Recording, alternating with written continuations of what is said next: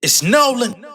What's going on, y'all? It's the kid Jay Nolan here. I'm gonna go ahead and get right into it, man. Jay-Z, for so many years, it's been years in the making. This conversation of would you take 500K or a dinner with Jay-Z has been being asked on social media. As a matter of fact, it's been going so long that it's now 500K. When this conversation first started, it was originally 50K, $50,000 or a dinner with Jay-Z, right? Now, there's a lot of people online, and still to this day, there's a lot of people online, especially those that are the wannabe credit builders, the wannabe real estate people, the flipping homes folks, the DJ Envy, Caesar Pena type people of the world that feel like a dinner with Jay-Z would help them maximize their life to the point to where they're going to make the 50K or the 500K regardless because he's going to give you $1 million worth of game. Jay-Z has come out and made his own assertion on the subject, okay? Now, he has a new interview with Gayle coming out very soon. The interview has not been dropped. I think it comes out officially on Friday. So far, they're leading up to it. They dropped a snippet where they're talking about the dinner with Jay-Z conversation. And he says it out his own mouth. Take the money. Take the $500,000. He says, what the hell am I going to tell you that's going to make you elevate so far that you're going to make the money anyway? He says, if you really need game from me, listen to my music. Go through the albums. I think Jay's dropped, 10, 12 albums, something in that margin. Plenty of game. He says, if you really listen to the music, I've been sprinkling it in there. I'm not going to sit on an interview and just break down all this for you. I'm not going to sit in a dinner and give you my entire blueprint life story of how I've become a billionaire in one sit down dinner with a stranger. Your best bet is to listen to my music, take the money, and probably go invest in your education, invest in financial building, invest in some actual institutions that can help you stretch that money or learn how to live off that money for an extended period of time, right? I never weighed in on this subject because I felt it was foolish. I felt it was social media fodder. Never seen the value in it. But now that it's gotten to the point of Jay-Z actually being confronted with it, just a couple days ago, a stranger walked up to him with a camera phone basically saying he was going to take the 500K. Jay-Z said, all right, man, be good. Gave him a pat on the shoulder, kept that shit moving as he should have. Never expected this conversation to be this big for this long. This hood or this pop, this hot or this strong. So many different flows I'm switch up for this song. But y'all ain't really Jay-Z fans, so y'all don't even know what I'm talking about. Let's get into the actual footage of Jay-Z though. There's something interesting online, Jay. I'd love to hear what you think about this. If you had a choice between getting paid $500,000 in cash or lunch with Jay-Z, Yeah, which would you choose? you gotta take the money. What I'm gonna say? Yeah, I mean everything that I'm gonna say. No, everything. only because people say, of course you take lunch with Jay-Z because the wisdom that you would get from him would be so beneficial to you. There would only be a matter. You would take the money. Yeah, because you got all that in the music for 10.99. That's a bad deal. I wouldn't tell you to cut a bad deal. Like I don't take the know. 500,000, go buy some albums and listen to the albums. It's all there. If you piece it together and really listen to the music for the words for what it is, it's all there. Everything that I said was gonna happen. Everything that I said I wanted to do, I've done. And there's the blueprint. The blueprint literally to me and my life and my journey is there already. What I will add to this conversation is, of course, take the 500K. But here's the kicker. If you take the 500K and actually make something out of yourself, do something worth value in life, you're going to expedite the chance of actually meeting Jay-Z and taking the dinner for free. Let's say you actually get the $500,000, right? Maybe you're an artist. Maybe you're an entrepreneur that's like, man, I would love to get some game from Jay-Z. I mean, he is, he has investments in different homes. He's got different businesses. He's in the cannabis business now. He's not just a music industry executive. He's not just a rapper anymore. So if you're somebody that's out there like, man, I would just love to pick Jay's brain on what I'm doing, best bet is take the 500K, invest it into your business, into your brand, go do something culturally relevant, right? Get to some other B, C list stars, right? Because you could do that. The domino effect is you'll probably get to Jay-Z much faster. He's not just some myth master in the sky. He's not God overlooking that's just waiting on you, right? Jay-Z actually watches what's going on in the culture. If you don't believe me, Look at the fact that he supports Griselda Records. Remember, those guys went to go be managed by Roc Nation. There's people watching this video of me talking about Jay-Z that don't know who Westside Gunn is, Benny the Butcher, Conway the Machine. They're thinking I'm talking about some motherfucking action figures or Marvel characters or something, but they have been managed by Jay-Z. Why? Because they went out, did something unique. They made boom bap music in a trap era world, right? They stood on their principles. They brought street music to the forefront in a way that it hadn't been done in a while. They were emphasizing lyricism. Jay-Z took an interest in them. Eminem took an interest in them so much that he signed them to his shady records. These are not guys that are out here selling millions of records.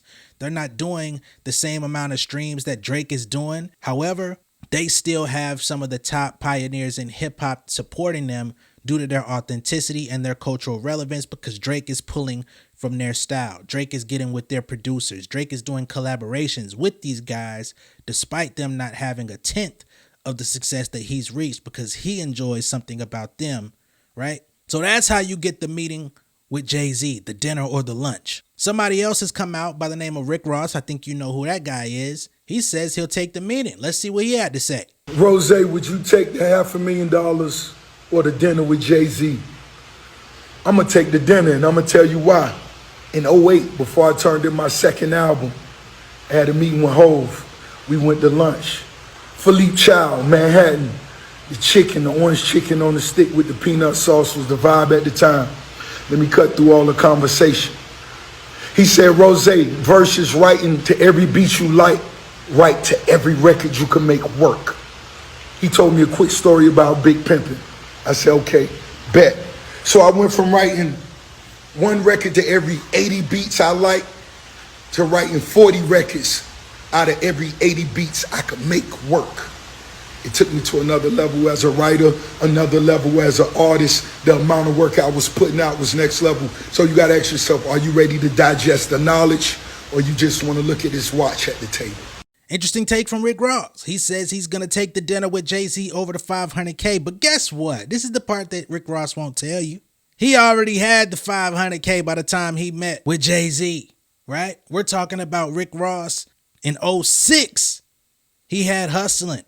He had all of the remixes. He had the industry sampling his voice, remaking his song on they hooks.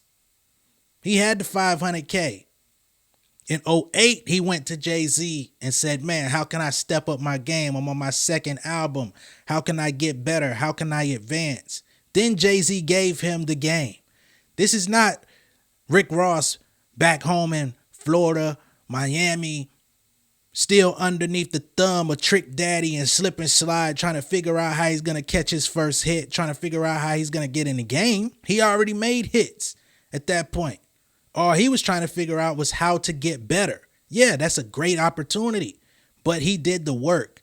He did all of the preliminary guidelines to get to the point where he was going to meet with Jay-Z, which leans into my point. If you really do something that's going to matter, if you're great at what you do, or you have at least a good hustle and work ethic, you have a work mentality that's going to bring you towards the people you want to be around, you're going to meet with the Jay-Z's of the world. And if not Jay-Z himself, people like him, people in that same bracket. Of course, not multi-billionaires, but you're probably going to find yourself with some of the top songwriters in the world, some of the top artists that have done it before, whether it's legends or the people in the contemporary style of what's going on. You're going to get around the people that can give you the tips to help you elevate. Yes, Jay-Z is definitely a pillar, a high pillar, the top pillar, but he's not the only person that can tell you, hey man, don't write the 80 beats, write to the 40 that you really can make work, right?